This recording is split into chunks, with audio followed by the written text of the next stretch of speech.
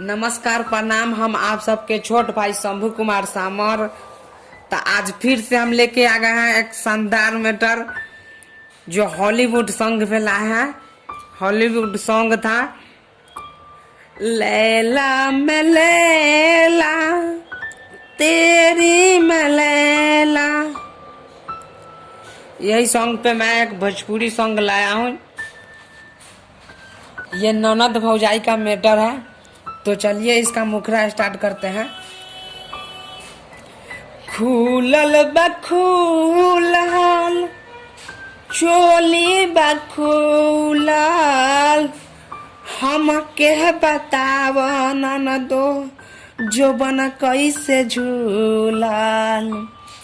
खुलल बखूलाल चोली बखूलाल हमके बताव ननदो जोबन कैसे झूलाल। तोहरा से पूछी सुना हमर बूची लाल लाल गाल कैसे बाबा भी फूलाल।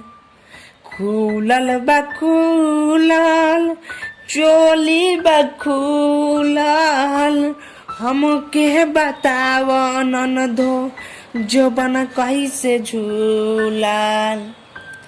फ्रेंड्स, जैसे मैं सेम गा रहा हूँ वैसे ही आप ट्रैक बनवाकर गाना होगा आपको, क्योंकि इसका दो अंतरा है ही, एक मुखरा एक अंतरा है। गाना छोटा है, आपको थोड़ा बड़ा करना होगा 3-3.5 मिनट का। तो चलिए इसका अंतरा स्टार्ट करते हैं। मुखरा कैसा लगा? अच्छा लगा तो हमारे चैनल को सब्सक्राइब कर लीजिए।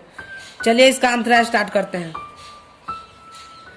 भइल बारू पागल दिल का लागल चढ़ल जवानी तोहर बाटे का जागल। भइल बारू पागल दिल का लागल चढ़ल जवानी तोहर बाटे का जागल।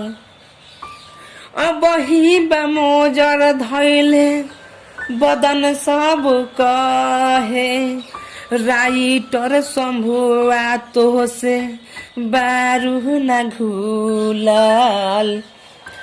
खुलल बखूलाल चोली बखूलाल हमके बताव ननदो जोबन कैसे झूलाल। खुलल बखूलाल चोली बखूलाल हमके बताव ननदो जोबन कैसे झूलाल। तो फ्रेंड्स, ये हमारा गाना कैसा लगा? अच्छा लगा तो प्लीज़ हमारे चैनल को सब्सक्राइब कर लीजिए। लाइक कमेंट तो करना मत भूलिएगा।